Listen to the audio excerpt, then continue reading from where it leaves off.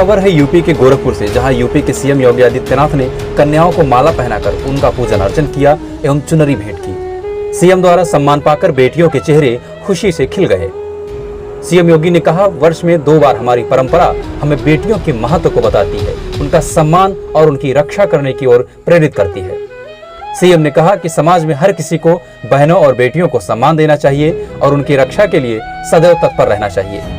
अगर हम सभी ऐसा करें तो बहनों बेटियों के साथ हो रहे भेदभाव खत्म हो जाएंगे। साथ ही उन्होंने सरकार द्वारा चलाए गए कई योजनाओं का जिक्र करते हुए कहा कि हमारी सरकार बहनों बेटियों की सुरक्षा व सम्मान के लिए हर एक ठोस कदम उठाती रही है और आगे भी हम ऐसे मुद्दों पर विशेष ध्यान देते रहेंगे।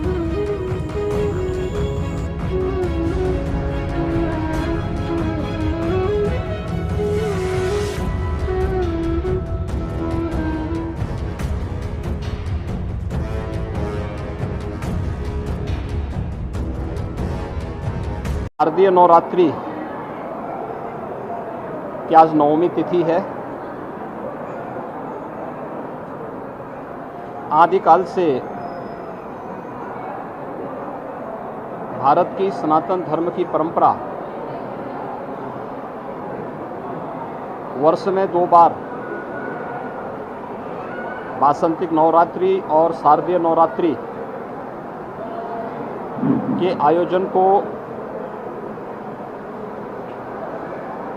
शक्ति की अधिष्ठात्री देवी के पूजन और अनुष्ठान के रूप में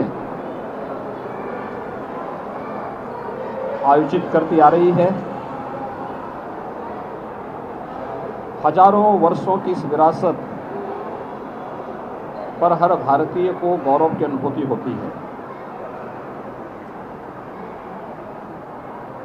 वर्ष में 2 बार यह अवसर आता है जब हम अपने समाज को उस सभ्यता,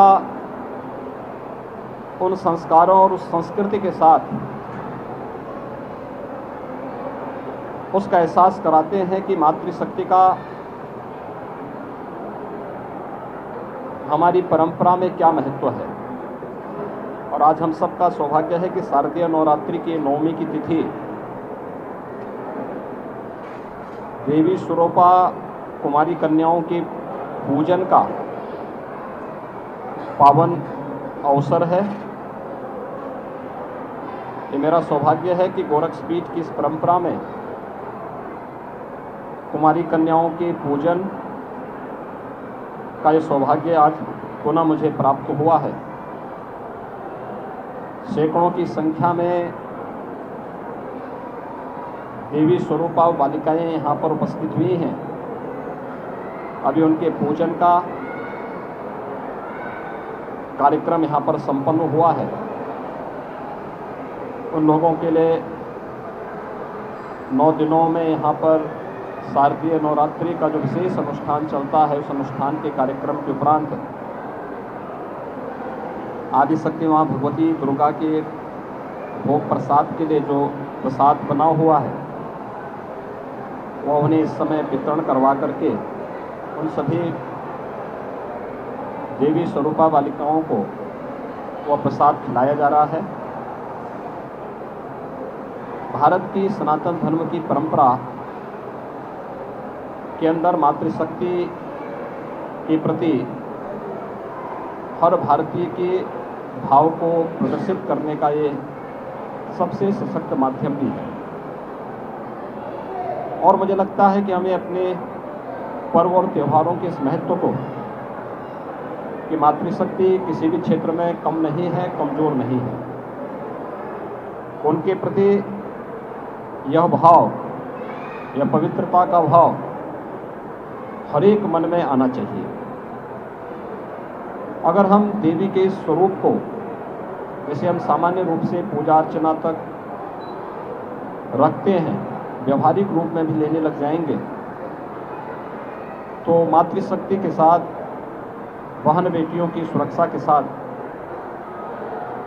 यदा कदा जो घटनाएं देखने को मिलती हैं उनको नियंत्रित करने में सफलता प्राप्त होगी। हमें संस्कारों के साथ और इस परंपरा के साथ जुड़ना होगा।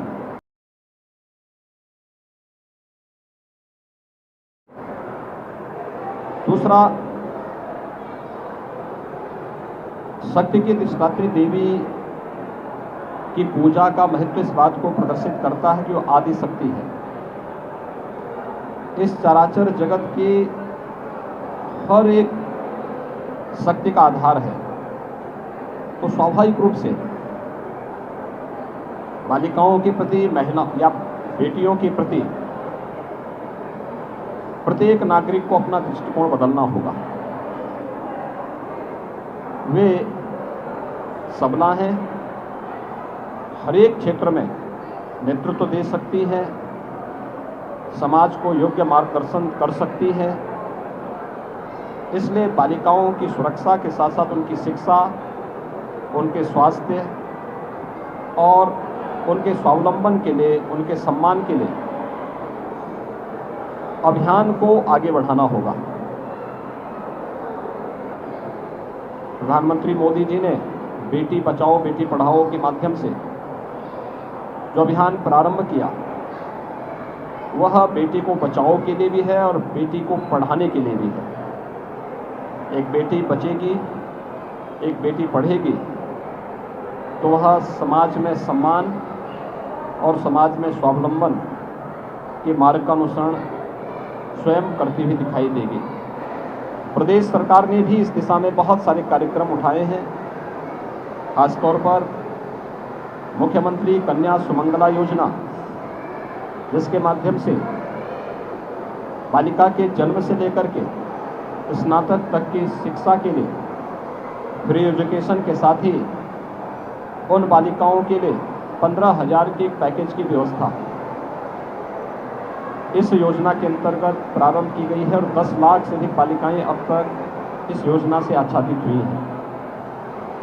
इसी प्रकार से प्रदेश के अंदर सामूहिक विवाह की योजना के माध्यम से भी उन गरीब कन्याओं की शादी के लिए जिनके अभिभावक इस योग्य नहीं है कि वे अपनी बालिकाओं की शादी करवा सकें, इस दिशा में भी एक प्रयास हुआ है, जिसमें अब तक लगभग 2.25 लाख बालिकाओं की शादी ब्याह के कार्यक्रम सफलतापूर्वक आयोजित हुए हैं। मिशन शक्ति का कार्यक्रम उत्तर प्रदेश के अंदर इसी अभियान का हिस्सा है। यह मातृशक्ति की सुरक्षा, उनके स्वावलंबन और उनके सम्मान से जुड़ा हुआ एक ऐसा अभियान है जो हर उत्तर प्रदेश वासी को जागरूक करने और इस पवित्र अभियान के साथ जोड़ने के लिए भी प्रेरित करता है।